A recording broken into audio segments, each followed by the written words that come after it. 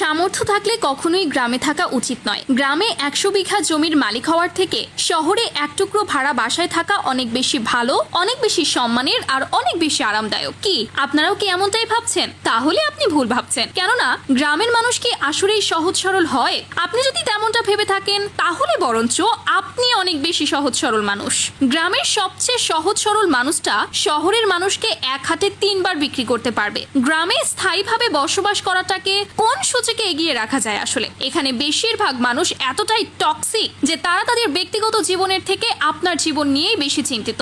আপনার চুল বড় কেন, আপনি বোরকা পরেন না কেন, অনার্সে পড়লেও মেয়ের বিয়ে দেয় না কেন, ছেলেদের বয়স 25 পেরিয়ে গেলেও এখনো জব হয় না কেন, আপনার ব্যাচমেট বা পাড়া প্রতিবেশী কেউ বিদেশে গিয়ে লাখ লাখ টাকা কামায়, আপনি এখনো পড়াশোনা করেন কেন? এসব আজগুবি বিষয় নিয়ে তাদের অনেক টেনশন। মাঝে মাঝে দেখবেন আপনার নিজের ফ্যামিলিও যেসব বিষয় নিয়ে চিন্তিত নয়, অন্যান্য মানুষ বা আপনার পাড়া প্রতিবেশী এর থেকেও বেশি চিন্তিত। গ্রামের টক্সিক বিষয়গুলোর আরেকটি বড় পাঠ হচ্ছে ঝগড়া। এমন কোনো বাড়ি খুঁজে পাবেন না যেখানে জায়গা জমি নিয়ে কোনো বিরোধ নেই। প্রত্যক্ষ বা পরোক্ষভাবে এই ফ্যামিলি সেই ফ্যামিলির সাথে কোনো একভাবে ঝগড়া লেগেই থাকে। 1 ফুট জায়গা নিয়েই মাথা ফাটাফাটি, অশ্লীল ভাষায় গালাগালি, মামলা মোকদ্দমা চলতেই থাকে। এই জন্য ওই জনের নামে গোপন প্যাচ লাগিয়ে ঝগড়া বিবাদ সৃষ্টি করে। কাউকে পছন্দ না হলে তার নামে জায়গায় জায়গায় বদনাম রটিয়ে দেয়। এমনকি বিয়ে আসলেও গোপনে প্যাচ লাগিয়ে দেয়া গ্রামের বেশিরভাগ মানুষের যেন একটি নিত্যদিনের কাজ। গ্রামের বেশিরভাগ মানুষই এতটা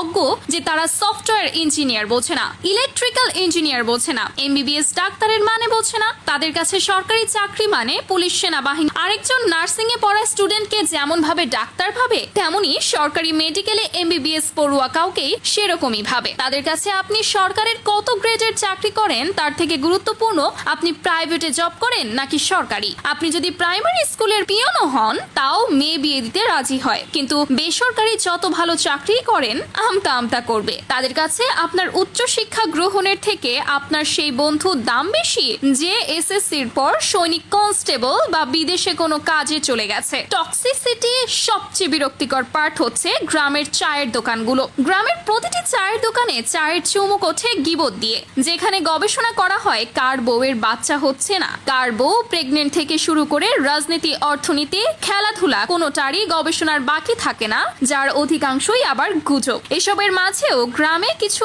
আপনার শুভাকাঙ্ক্ষী থাকে যারা আপনাকে বুঝতে চায়, বুঝার চেষ্টা করে, যা অন্য কারো ব্যক্তিগত জীবন নিয়ে এত আগ্রহী নয়।